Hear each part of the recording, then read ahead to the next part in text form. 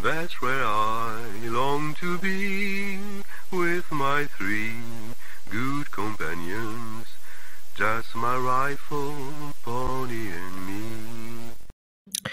Microciné, bonjour ou bonsoir, ça va dépendre de l'heure à laquelle vous allez découvrir cette nouvelle émission. Nous allons parler d'un artiste, d'un homme important dans l'histoire du cinéma, pas que, on y reviendra juste après. Personne qui avait déjà eu, on en avait déjà discuté autour de cette personne avec d'autres invités lors d'une émission. Et là, pour quelle raison on va parler encore de John Williams? Parce que c'est ça. Voilà. La raison, elle est littéraire. Je présente bien l'œuvre de John Williams, avec comme sous-titre Le chef d'orchestre des émotions. C'est édité chez nos amis de Faire d'édition, que je salue et remercie pour l'aide apportée à la conception de cette émission. Et l'auteur de ce livre, c'est Jean-Christophe Manusseau, qui a accepté de venir en parler. Dans le descriptif de la vidéo, vous avez un lien qui renvoie directement à la page dédiée du livre sur le site de Faire d'édition. Comme d'habitude, vous cliquez dessus et comme ça, vous pourrez vous procurer ce très beau livre. Et je continue encore à être étonné, impressionné par la prestance de l'objet que Ferd, c'est vraiment un style Ferd d'édition et j'aime beaucoup. Voilà. Bon, bref. Comment allez-vous? Très bien, très bien. Bon. Je sais que, effectivement, auteurs d'édition ont bon goût en termes visuels et en termes d'objets. Non, mais je trouve ça, mais c'est magnifique. J'ai toujours été très admiratif de ce travail-là. Et bon, après, il y a le contenu, ça, c'est même plus important. Bah, première question, très simple, très basique. Combien de temps ça vous a pris pour écrire ce livre? Alors, du début à la fin, ça m'a pris un peu plus d'un an. Le but, c'était de faire un livre complètement différent de mon livre précédent sur Ennio Morricone, sur lequel j'avais travaillé pendant 3 ans et qui avait demandé des voyages à l'étranger, de rencontrer beaucoup de gens, de faire beaucoup d'interviews pour cerner le plus possible le personnage. Là, avec mon éditeur, on a décidé de faire un livre complètement différent, plutôt un livre d'analyse et de plonger dans l'œuvre du compositeur. Donc, j'ai interviewé une seule personne pour le livre, qui est une violoncelliste française qui travaille à Hollywood, qui s'appelle Cécile Hatsan. Et tout le reste, je me suis basé sur pas mal de lectures. Évidemment, j'ai essayé de contacter Monsieur John Williams par l'intermédiaire de son agent, qui m'a certifié un refus catégorique sur le prétexte que John Williams ne collabore pas à des projets de livres. Voilà. Donc à partir de là, j'avais le champ libre pour explorer ce que je voulais. Et oui, ça m'a pris un an à un rythme très, très soutenu. Mais l'idée que vous aviez d'écrire sur John Williams, est-ce que c'est une idée qui germe en vous depuis un certain temps ou cela s'est fait juste après le projet sur Ennio Morricone? En fait, j'avais plusieurs compositeurs en vue et John Williams en faisait partie. Et quand j'ai rencontré, donc par l'intermédiaire de Vivien, le jeune, les personnes de Third Edition, eux, ils m'ont fait deux propositions, soit Howard Shore, soit John Williams. Donc, je suis très fan de Howard Shore aussi, mais mon cœur m'a emmené plutôt vers John Williams.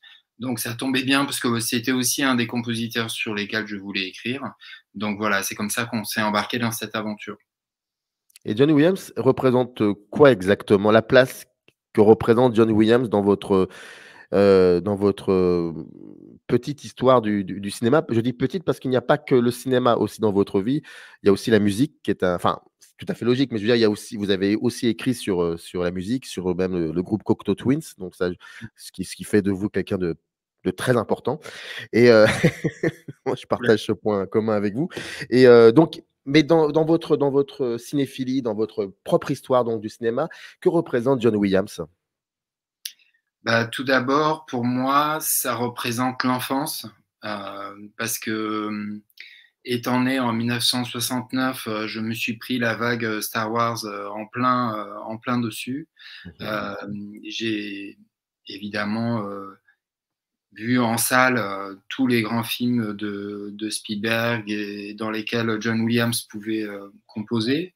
Et en fait, moi, j'ai toujours été passionné par la musique et par le cinéma.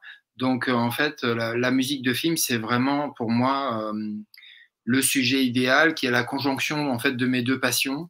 Et donc, Williams était vraiment un compositeur phare pour moi, et pas seulement pour ses grands succès. Et c'est d'ailleurs pour ça que j'ai eu envie de faire ce livre, c'est que j'avais envie d'explorer un Williams un peu méconnu, de parler évidemment de ses films phares que tout le monde connaît, mais c'est un peu l'arbre qui cache la forêt, parce que derrière, il y a beaucoup d'autres œuvres beaucoup moins connues, dont on parle quasiment jamais, et qui sont pourtant passionnantes, et qui font que John Williams est un compositeur très riche.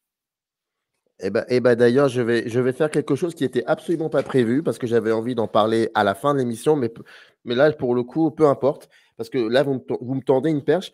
C'est page 242, c'est le chapitre 7 qui s'intitule Plonger dans l'œuvre hors cinéma. À l'intérieur même de ce chapitre, il y a ce qu'on peut appeler un intertitre qui s'appelle S'affranchir des contraintes. Et voilà ce que vous écrivez. Pourquoi Williams a-t-il autant écrit pour la salle de concert? Tout simplement parce qu'il y a trouvé une liberté que le cinéma ne lui offrait pas. Ainsi, il a pu s'affranchir des contraintes temporelles, c'est-à-dire coller à l'action, respecter la durée des scènes, des contraintes de sujet, des avis des uns et des autres. Alors, les avis des uns et des autres, c'est les producteurs, les réalisateurs, de l'ensevelissement de sa musique sous les effets sonores et les dialogues, et éviter la frustration de voir des parties entières de sa partition se retrouver sur le sol de la salle de montage, selon une expression désuète aujourd'hui. Cet exercice représente pour lui non seulement un changement salutaire, une façon de se nettoyer, mais aussi une sorte de développement personnel, une forme d'expression entièrement subjective, non liée à un scénario ou à la vision d'un autre artiste. Pour lui, c'est aussi une manière de protéger sa musique. Protéger que vous mettez entre parenthèses. Pour le compositeur, il est vital d'avoir toujours un travail en cours, une partition à revoir sur son piano, et la musique pour la salle de concert lui permet d'être continuellement sur la brèche. Dans The Times, il explique: je pense que mon travail en dehors du cinéma fait partie de ma propre éducation musicale, et croyez-moi, le chemin pour être assez à l'aise avec la harpe pour lui écrire un concerto est long, mais c'est aussi agréable de composer quelque chose qui ne nécessite pas l'approbation d'un dirigeant de studio. Et même si je n'étais pas payé, je voudrais toujours composer de la musique. Le plus grand plaisir de ma vie, c'est d'écouter ma musique jouée presque immédiatement par des orchestres formidables. C'est quelque chose que tout compositeur devrait connaître. Ça fait partie de ces aspects que vous aviez envie de questionner, et c'est pas qu'on ne connaît pas, mais qui n'est pas une évidence finalement pour nous, enfin, voire même ce qu'on peut appeler, c'est horrible de dire ça, mais peut-être le grand public, on va dire ça comme ça. Parce que quand on parle de John Williams, tout de suite déjà on pense à Spielberg, ou alors à Lucas avec Dark Vador, les Star Wars, mais voilà, ça s'arrête là. Et je trouve que ça, à ce moment-là, ça fait partie de l'intention du livre, si je ne me trompe pas d'ailleurs. Oui, oui, tout à fait. Et en fait, c'est intéressant parce que dès le début, Williams a composé de la musique pour lui-même, en fait. Pendant sa formation, au début, il était, comme on le sait, pianiste de jazz. Il a une formation classique, et donc il a une connaissance encyclopédique de la musique classique. Mais en même temps, c'est un compositeur caméléon qui a vraiment le talent de tout faire. Et pour lui, effectivement, comme je le dis dans cet extrait, la musique de concert, c'est un peu un endroit où il peut s'exprimer complètement librement, et sans avoir les contraintes habituelles qui peuvent être, par exemple, un réalisateur qui lui dit « je veux une BO qui ressemble à Bach, à Chopin, à Stravinsky, etc. » Ensuite, la contrainte énorme du montage, qui passe par ce qu'on appelle le spotting, c'est-à-dire c'est une phase pendant laquelle le réalisateur et le compositeur se mettent d'accord sur les moments dans le film où il y aura de la musique. Donc ça, c'est très contraignant. Et puis, comme je le dis dans mon livre, à partir des années 2000, donc la deuxième trilogie Star Wars, il a été aussi en concurrence avec ce qu'on appelle le sound design et les effets sonores, qui ont pris quasiment le pas en fait sur sa musique. Donc ça fait tout ça, ça fait beaucoup de contraintes. Et le fait de composer sans ces contraintes-là, pour lui, c'est une forme de respiration qui est géniale. Et quand on écoute sa musique pour la salle de concert, on est étonné parce que c'est une musique qui n'est pas facile d'accès et dans laquelle les mélodies ne sont pas aussi mises en avant qu'elles peuvent l'être dans sa musique de film, mais qui est aussi étonnante. Sur quels aspects, ou si on peut développer, sur quels aspects elle n'est pas si, facile d'accès, cette musique? Alors en fait, Williams aujourd'hui, il est un peu considéré comme le compositeur américain phare de notre époque. Et en fait, il s'inscrit dans la continuité des compositeurs contemporains américains. Quand on pense à Williams, on pense souvent à la musique romantique européenne, à des choses comme ça, mais en fait, qui font partie de sa culture, évidemment. Il connaît tout ça par cœur. Il a fait beaucoup de citations dans ses musiques de films d'œuvres classiques. Mais quand on regarde en fait sa musique pour le concert, on s'aperçoit que c'est une musique beaucoup plus personnelle. Et vers quoi cette musique personnelle l'emmène? Et bien plus vers ce qu'on appelle l'americana. L'americana, c'est un petit peu la musique qui est née aux États-Unis. Donc, c'est un terme qui s'applique notamment au jazz, au blues, à la country, etc. Mais elle s'applique aussi à ce courant de musique classique qui est né au XXe siècle aux États-Unis et qui est représenté notamment par un compositeur comme Aaron Copland. Et la musique classique de Williams fait beaucoup penser à elle est plus proche de celle de Copland que de celle de Wagner ou de Holst ou de tous ces compositeurs européens qu'on a tendance à citer tout de suite quand on pense à Williams. Ouvrons une petite parenthèse, biographique, si je peux me permettre. Question très simple: d'où vient-il, ce monsieur? Eh bien, il est né à New York en 1932, dans une famille musicienne, comme Ennio Morricone d'ailleurs. Ils ont tous les deux suivi une formation assez rigoureuse, avec un père musicien qui voulait absolument que leur enfant fasse de la musique. Et quand Williams a grandi, il était entouré d'une part par des livres de composition qui traînaient partout dans la maison. Et il y avait souvent des musiciens qui venaient déjeuner ou dîner à la maison. Et on parlait, toute la famille vivait au rythme de la musique. Et donc, il a baigné là-dedans depuis tout petit. Et puis, ensuite, il a fait des études à la Juilliard School à New York. Il est parti faire son service militaire. Il a commencé à faire des arrangements. Et puis ensuite, il est parti compléter sa formation à Los Angeles. Et c'est là qu'en fait, son père travaillait dans un orchestre hollywoodien. Et c'est là qu'il a commencé à s'insérer en fait dans l'industrie hollywoodienne. Et il a eu une série de mentors en fait qui l'ont chaperonné. On peut mentionner par exemple Bernard Herrmann, avec qui il était ami. On peut mentionner aussi André Prévin, qui est un grand compositeur, chef d'orchestre, qui l'a beaucoup aidé aussi au début de sa carrière. Et on peut citer aussi Henry Mancini, qui était le compositeur à la mode dans les années 60, notamment avec les films de Blake Edwards, et qui était le représentant du courant jazzy hollywoodien, qui était très à la mode à l'époque. Et la première période de Williams, elle est complètement ancrée là-dedans. Et c'est marrant de voir qu'il a été pianiste sur des films très connus comme West Side Story. Le fameux thème de Peter Gunn au piano, c'est lui qui joue du piano. Et petit à petit, il est passé de pianiste à arrangeur, chef d'orchestre des orchestres hollywoodiens. Et c'est comme ça que petit à petit, il a composé lui-même.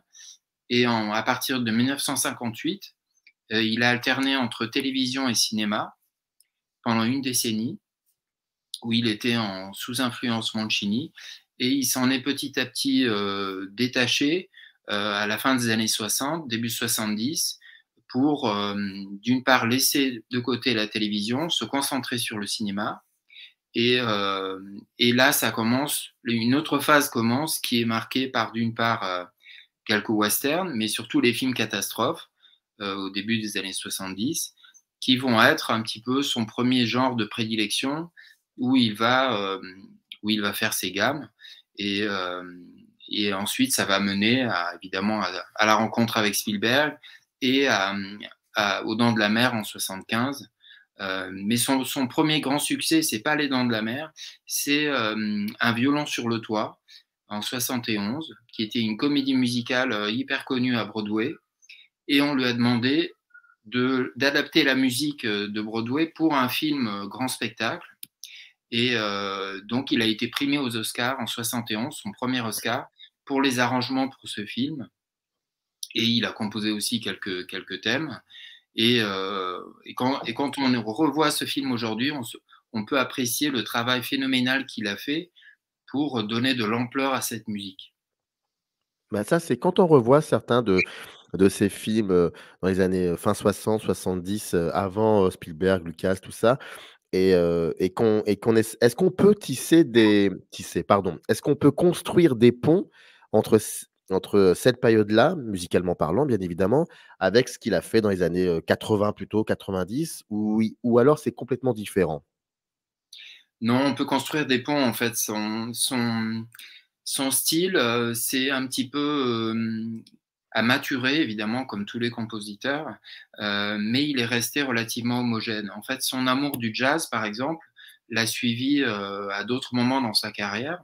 Beaucoup plus tard, dans les années 2000-2010, quand il a travaillé avec Spielberg, par exemple, sur de BFG ou sur Tintin, il est revenu, ou sur le Terminal, il est revenu justement à ses premières amours au jazz, et avec un plaisir très fort.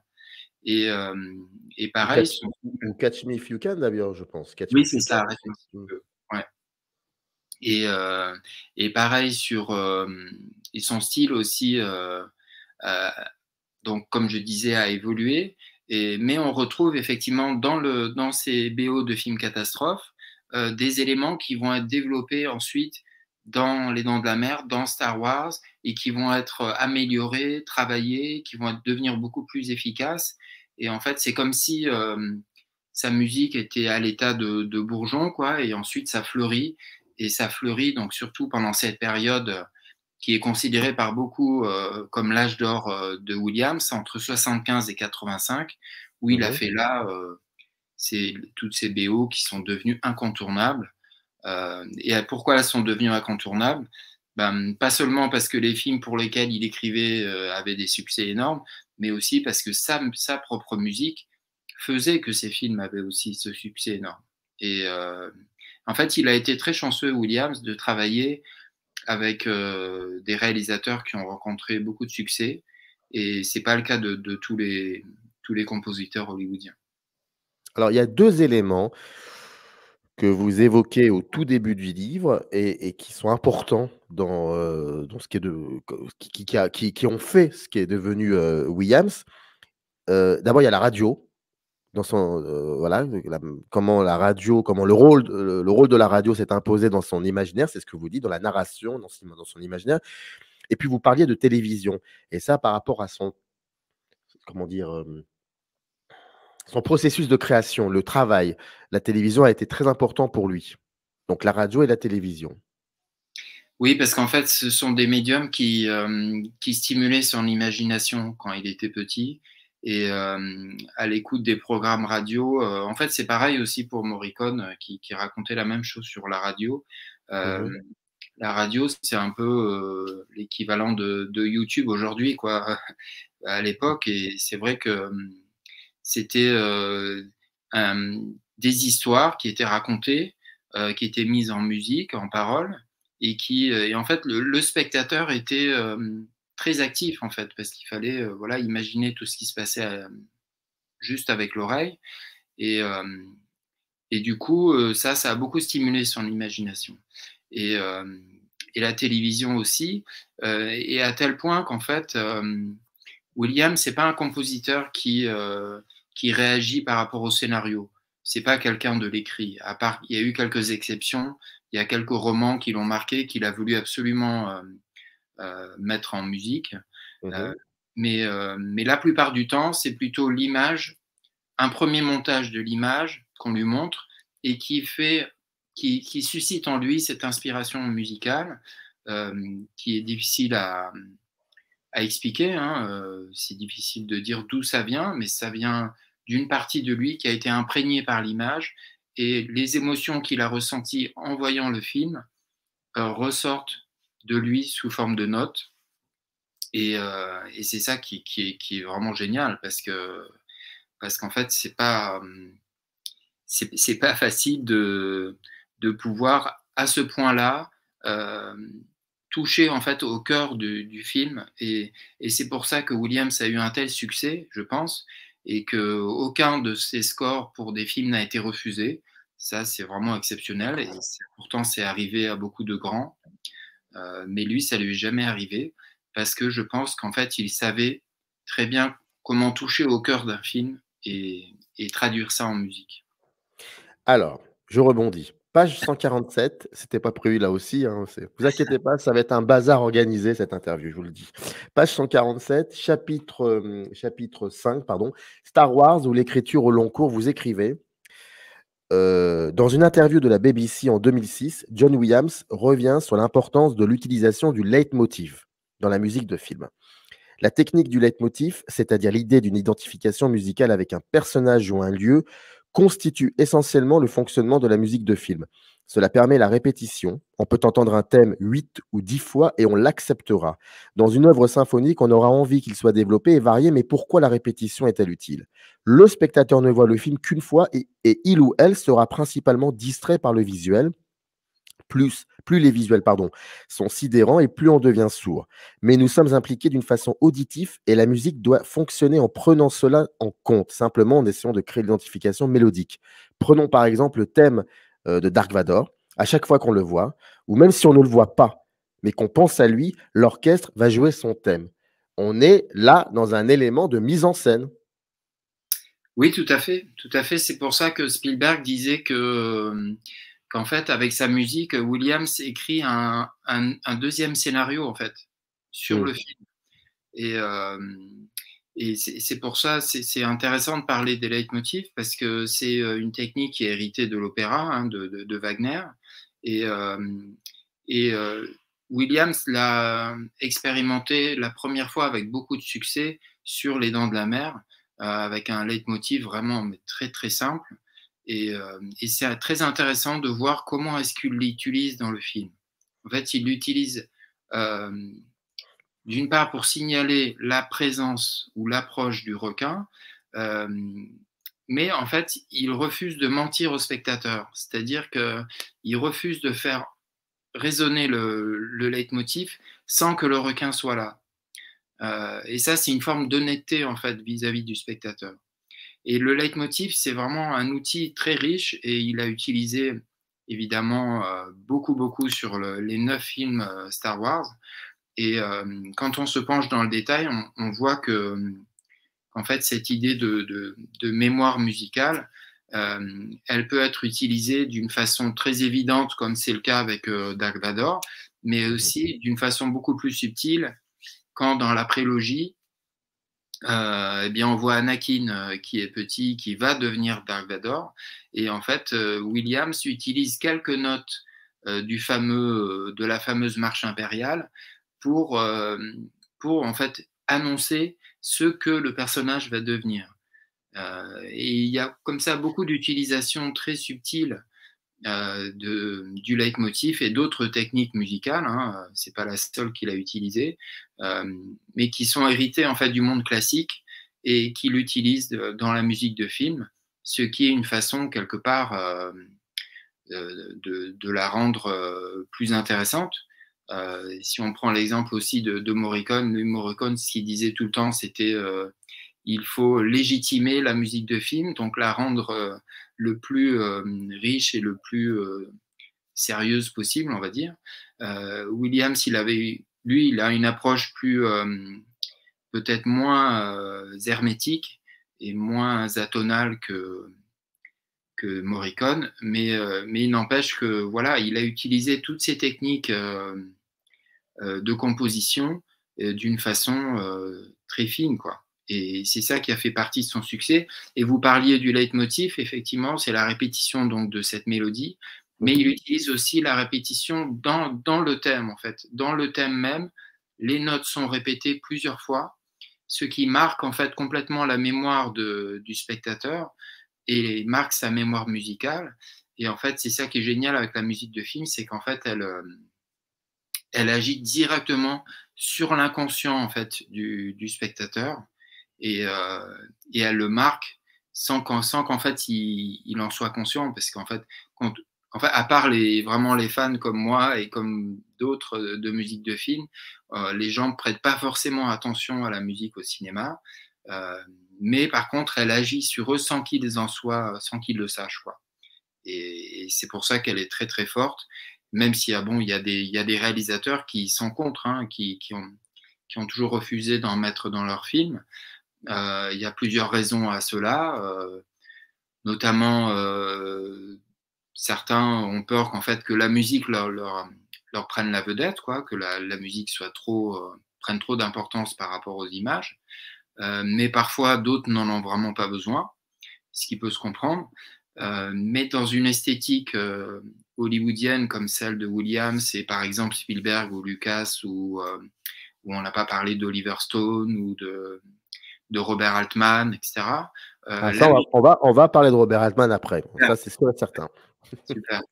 La musique a vraiment une importance énorme parce que elle a un rôle qui est d'une part important pour justement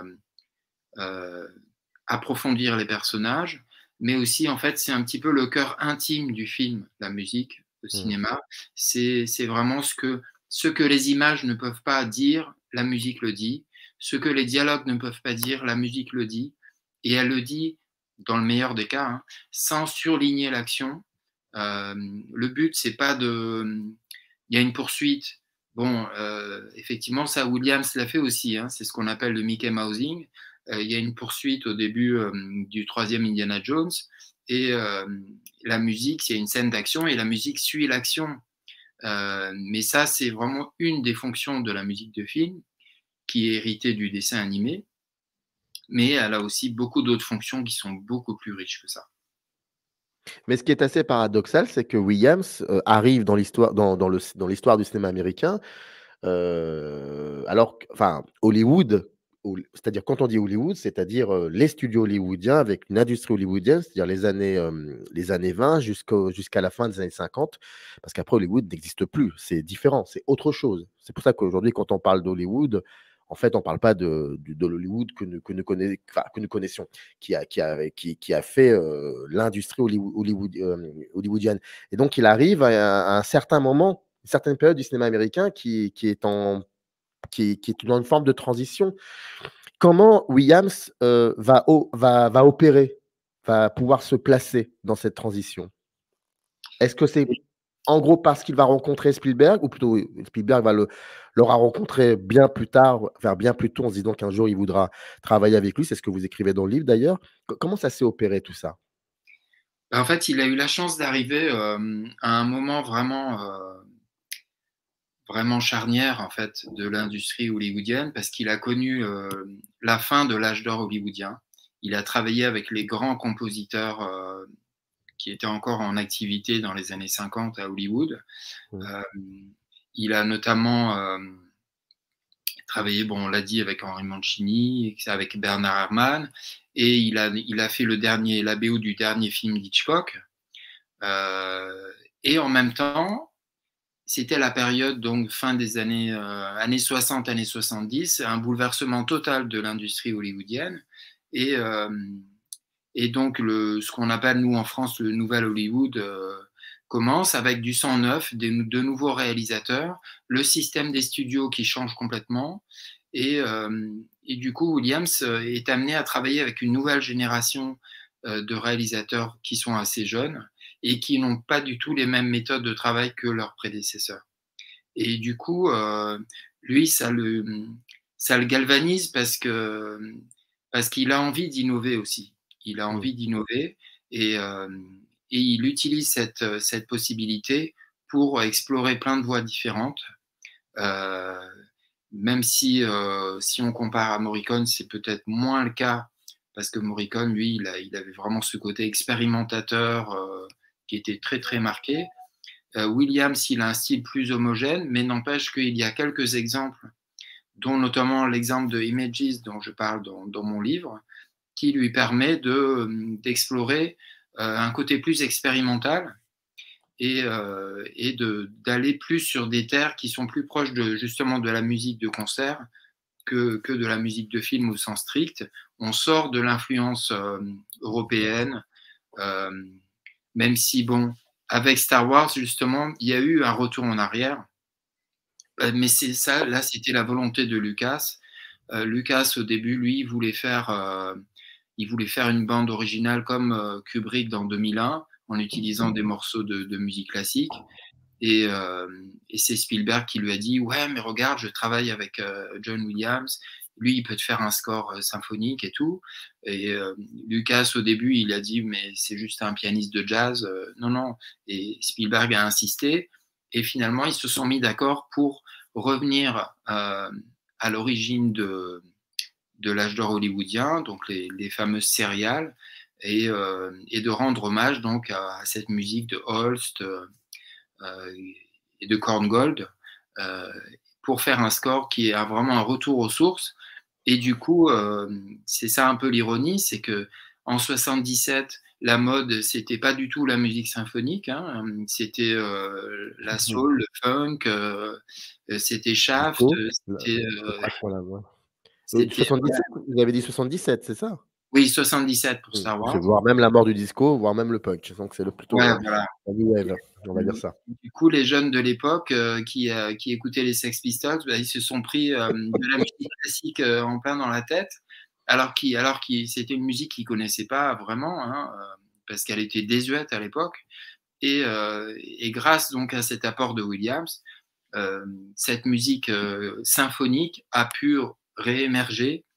Et c'est une vague qui a duré dans les années 80 et qui a commencé à décliner dans les années 90 pour arriver maintenant jusqu'à notre période actuelle qui est plus marquée par une forme de sound design, pour dire les choses rapidement. Alors, page 29, chapitre 1, premier pas hollywoodien, un sous-chapitre, Images, je ne suis pas très bon en anglais, donc j'en suis désolé, mais en tout cas, c'est un film de Robert Altman, 1972.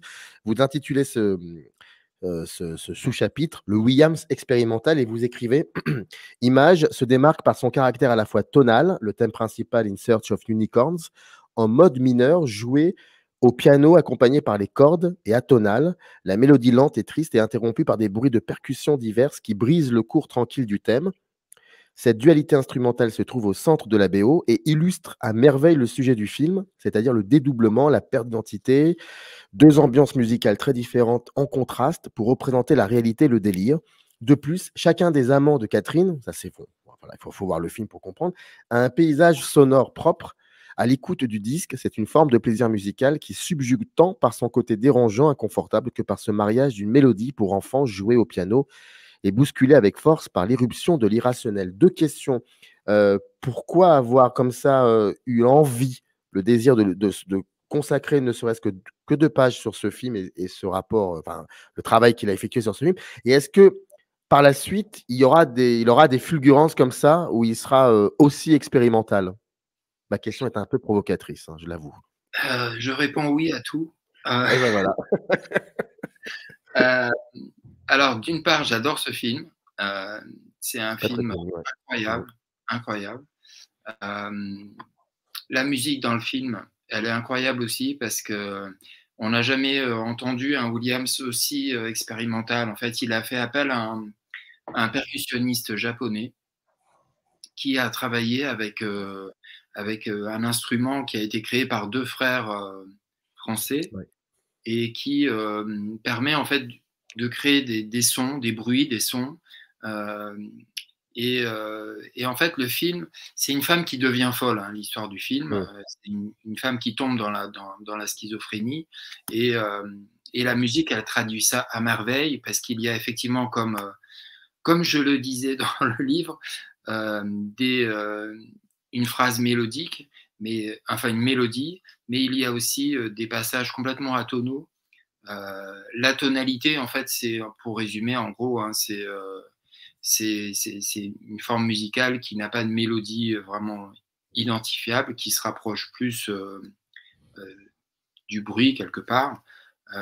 Même si bon, le bruit, c'est plus la musique concrète. La musique atonale, c'est une musique où il n'y a pas de structure, voilà, clairement identifiée. Et du coup, cette forme musicale, il l'a explorée là vraiment avec beaucoup de succès dans Images. Et ensuite, il y a eu dans ces BO ultérieurs des passages atonaux, même dans des grands succès. Hein, il y a des passages de Harry Potter où il y a des passages atonaux, dans Indiana Jones, dans Star Wars aussi, il y a beaucoup de plages atonales. Et ça permet en fait de donner une profondeur en fait à sa musique et à pouvoir s'éloigner de cette entre guillemets dictature de la mélodie pour voilà plonger dans une forme de complexité, une complexité en fait du monde, des émotions et une complexité musicale, et ça apporte en fait une richesse à sa musique et au film qu'il a mis en musique.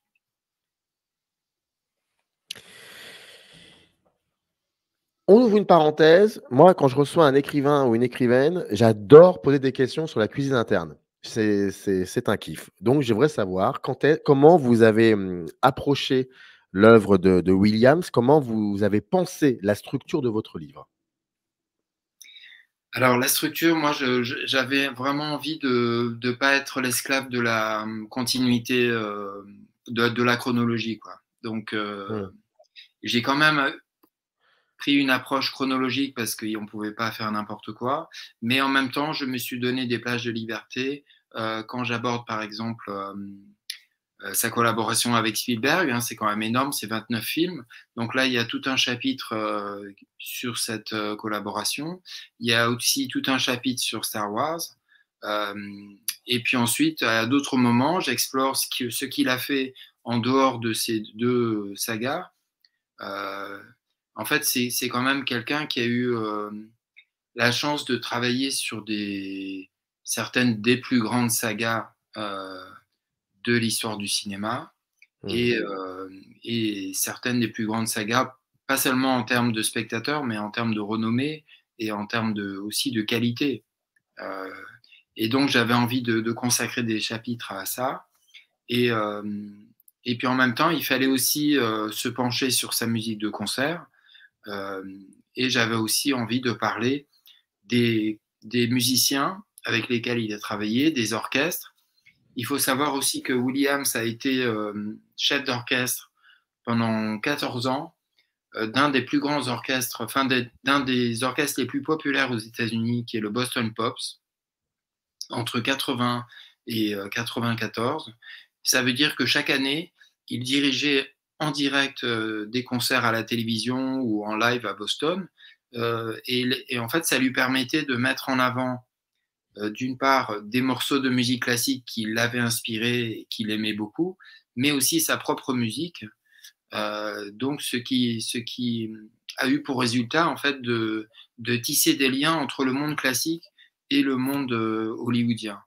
Et en fait, grâce à ça, ça a quelque part contribué à la légitimation entre guillemets de la musique de film, qui a longtemps été déconsidérée par l'intelligentsia donc de la musique classique, et grâce à Williams en fait quelque part et d'autres, hein, il n'est pas le seul, la musique de film a pu rentrer dans la salle de concert et être digne en fait d'être jouée devant un public comme celle de Mozart, de Bach ou d'autres compositeurs. Donc j'avais envie d'aborder en fait, j'avais envie vraiment d'aborder tous les films sur lesquels il a travaillé. Donc, j'ai revu tous les films sur lesquels il a travaillé et je me suis plongé dans des dizaines, voire des centaines d'interviews pour vraiment trouver les bonnes citations au bon moment et les mettre au bon moment dans mon livre. Et Et j'ai aussi donc écouté des podcasts, lu beaucoup d'articles, de livres, et pour avoir une idée la plus précise possible en fait de qui était, qui est John Williams et quel a été son apport en fait à la musique de film. Ça, c'était vraiment la question de base. Comment peut-on dire quel a été vraiment son apport au cinéma? Et à la fin, j'ai vraiment réussi j'espère avoir réussi à le trouver, et à l'exprimer, à le dire d'une façon précise. Par exemple, est-ce qu'il y a un style Williams? Ben oui, il y a un style Williams. Ah oui. Est-ce que d'ailleurs, c'est fou parce qu'il a non seulement il a travaillé pour le cinéma, pour la salle de concert, mais il a aussi travaillé pour beaucoup d'événements aux États-Unis, que ça soit l'intronisation de Barack Obama, les Jeux Olympiques, des événements historiques, etc. Et en fait, c'est pour ça qu'aujourd'hui, aux États-Unis, il est vraiment considéré comme le compositeur phare, parce que dès qu'on pense à un événement important, tac, on fait appel à John Williams.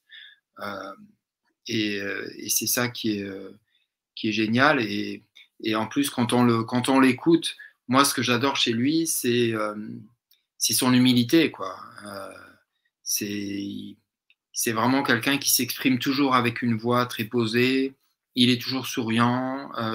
Il a beaucoup de patience pour répondre aux questions des journalistes. Et il a toujours ce petit clignement. C'est quelque chose dans son regard qui fait qu'on sent qu'il y a une sorte de malice. Il y a un humour aussi chez lui. C'est la violoncelliste dont je parlais tout à l'heure, Cécilia Tsan, qui m'a raconté que quand il dirige son orchestre, il fait toujours des blagues, il est toujours blagueur, il est très sérieux évidemment, mais il a un côté aussi très léger. Et cet humour en fait de Williams, on le sent aussi beaucoup dans sa musique.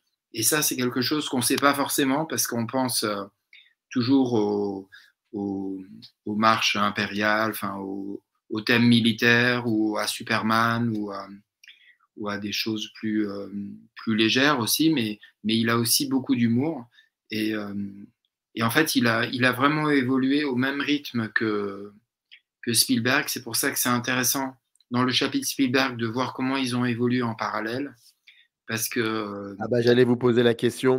Donc, j'allais vous dire, parce que j'essaye en fait dans cette émission, non pas que ça n'est pas important, c'est très important, mais comme on associe trop souvent Williams à donc Spielberg ou Lucas, je préfère aller vers autre chose. Mais par contre, il y avait une question que je voulais vous poser par rapport à Spielberg, et vous étiez en train d'en parler. C'était non pas comment ils se sont rencontrés, ça, je laisse les gens le découvrir dans votre livre, mais c'est surtout comment sa musique a évolué à Williams par le prisme de l'évolution du cinéma de Spielberg. Et Dieu sait que son cinéma a évolué. Et c'est un anti-Spielberg qui vous le dit. Donc, ça existe. Hein. Il n'y en a pas beaucoup, mais ça existe. Et donc, moi, ça m'intéresse. Vous l'en parlez dans le livre, mais ça m'intéresserait que vous en parliez aussi dans l'émission de cela. En fait, Spielberg, c'est un musicien frustré, en fait. S'il n'avait pas été réalisateur, il aurait aimé être compositeur de musique de film. Quand il était jeune, il avait une collection de vinyles de musique de film. Avant de rencontrer Williams, il l'avait déjà identifié parce qu'il était déjà fan de Williams grâce à 2 films de Mike Rydell qui sont The Cowboys et The Ravers. Avec Steve McQueen, très beau, un film méconnu, mais bon, voilà. j'invite à voir. Ouais, très beau film. Et donc, quand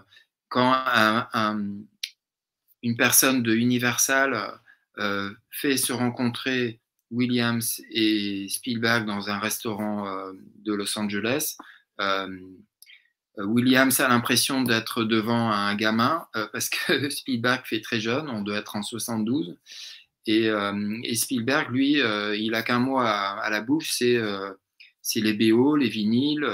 Voilà, il est super fan de ce que fait Spielberg.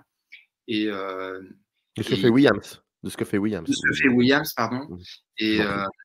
Et du coup, du coup, ça clique tout de suite. En fait, entre eux, il y a vraiment un coup de foudre réciproque et qui va commencer donc sur Sugarland Express et qui va continuer avec des films dont on n'a pas besoin de citer le nom parce que tout le monde les connaît.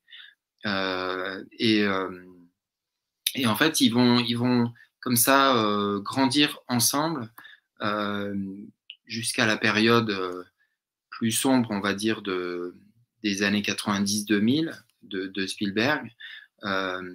L'année peut-être charnière, ça serait 93, parce que 93, c'est une année où sort au mois de juin aux États-Unis Jurassic Park, le premier Jurassic Park, qui est une des BO les plus marquantes de Williams. Et au mois de décembre sort La liste de Schindler, qui est vraiment le film qui va enfin apporter une forme de reconnaissance académique à Spielberg, et dans laquelle la musique est aussi très marquante, même si elle est un petit peu plus en retrait, c'est normal vu le sujet. Et ensuite, ils vont enchaîner avec des films parfois très sombres, hein, comme Minority Report ou La guerre des mondes. Et Spielberg, en fait, va adapter sa palette à celle de Spielberg. Williams par rapport à Spielberg. Ouais. Et Williams va en fait parfois aller vers la musique New Age. Il va aussi parfois lorgner vers Philip Glass quand le sujet le demande. Mais en fait, c'est vraiment un réalisateur caméléon, donc il est capable de s'adapter, de faire n'importe quel type de musique. C'est pas un musicien, il n'a aucune limitation. Après, il y a un autre sujet qui est intéressant, c'est d'aborder ce qu'on appelle, enfin j'en parle dans mon livre, c'est la porosité des styles. Williams a exploré la musique irlandaise dans Horizon lointain, la musique africaine dans Amistad, la musique japonaise dans Mémoire d'une geisha, et aussi la musique du sud des États-Unis dans Rosewood, par exemple. Rosewood, c'est vraiment pour moi une des plus belles BO de Williams. Et en fait, par rapport à ces styles-là, en fait, parfois, son propre style s'est bien marié avec ses formes musicales, et parfois, son style s'est moins bien marié, en fait. L'osmose n'était pas toujours au rendez-vous. Je trouve que ces BO de Horizon lointain ou Mémoire d'une geisha, le mélange se fait moins bien. Par contre, sur Rosewood et La liste de Schindler avec la musique juive, etc., là, la fusion se fait très, très bien. Et c'est intéressant de voir à quel point il a réussi, en fait, à devenir un compositeur complet, quoi. Je rappelle donc le livre, l'œuvre de John Williams, à peu près 250 pages, sous-titré le chef d'orchestre des émotions. C'est édité chez Third Edition, et vous avez toutes les informations dans le descriptif de la vidéo. Je voulais quand même, c'est important, je vais quand même donner les titres des chapitres qui composent votre livre. Alors, avant-propos normal, prélude, l'apprentissage d'un futur maître. Le chapitre premier est consacré aux premiers pas hollywoodiens, avec 2-3 pages consacrées à Image de le Williams expérimental. Bien avant, il y a Williams prend son envol. Le chapitre 2, c'est persistance de la musique de films symphoniques. Ça, on va y revenir dans quelques secondes. Et donc, vous parlez des films catastrophes, la maturation stylistique. Le chapitre 3, c'est le cinéma comme salle de concert. Le chapitre 4, c'est le travail donc avec Spielberg, une histoire de famille. Le chapitre 5, c'est Star Wars ou l'écriture au long cours. Le chapitre 6, Williams en toute liberté. On va y revenir aussi. Et puis, chapitre 7, plongée dans l'œuvre hors cinéma. Vous en avez un peu parlé. Il y a la conclusion sur l'apport musical de John Williams. Ensuite, il y a une liste des œuvres complètes de John Williams. Et c'est très intéressant parce que, et c'est là où je voulais en venir, quand on regarde la liste des films dont il a apporté un élément de mise en scène à travers sa musique, on s'aperçoit que, sauf erreur de ma part, si j'ai mal lu, on s'aperçoit que depuis les années 2000, à part Harry Potter et une ou deux exceptions, il est il ne travaillera que pour Spielberg ou alors pour la saga Star Wars. Et quand on voit ses premières œuvres, il est extrêmement éclectique, c'est ce que vous dites depuis maintenant plus de 50 minutes. Donc ma question est extrêmement simple, qu'est-ce qui fait que, depuis maintenant 24 ans, il travaille que pour, soit une franchise ou soit Spielberg? Pour aller vite. En fait, je pense qu'il s'est un peu fatigué des contraintes de l'écran. Même s'il l'a jamais dit ouvertement, mais ça paraît assez clair. Il a eu vraiment cette volonté de se recentrer sur la musique de concert. Et du coup, c'est pour ça qu'il a commencé à refuser pas mal de projets et qu'il s'est concentré uniquement sur l'œuvre de Spielberg, parce que bon, il y a ce lien qui est tellement fort qu'il peut pas lui dire non, quoi, c'est pas possible. Et sur Indiana Jones aussi, bon, Indiana Jones, il a dit oui parce que c'est un personnage vraiment emblématique et il se voyait pas donner le projet à quelqu'un d'autre. Et pour Star Wars, il est allé au bout parce qu'il avait quand même envie de clôturer comme ça cette saga de 9 films, mais il a quand même souffert, il l'a dit à plusieurs reprises sur les derniers, parce que l'époque a changé. Lui, il est resté vraiment un compositeur qui travaille d'une façon artisanale, c'est-à-dire que il continue à composer avec un crayon et un papier. Il n'utilise pas du tout d'instruments, d'appareils électroniques ou quoi, d'ordinateur. Et ce qui fait qu'il est un petit peu en décalage avec l'industrie actuelle. Mais ça ne l'empêche pas d'être toujours très demandé. Mais il avait comme ça cette volonté de se recentrer sur la musique, sa propre musique, sa musique personnelle. Et c'est pour ça qu'il a entamé une série de collaborations avec la violoniste Anne-Sophie Mutter. Il a fait des concerts qui ont été à guichet fermé à Berlin, à Vienne, qui ont été filmés. D'ailleurs, je conseille à tous les gens qui nous regardent de voir ces concerts qui sont sortis en Blu-ray, parce que s'ils aiment la musique de John Williams, là, ils vont être gâtés parce que c'est vraiment formidable.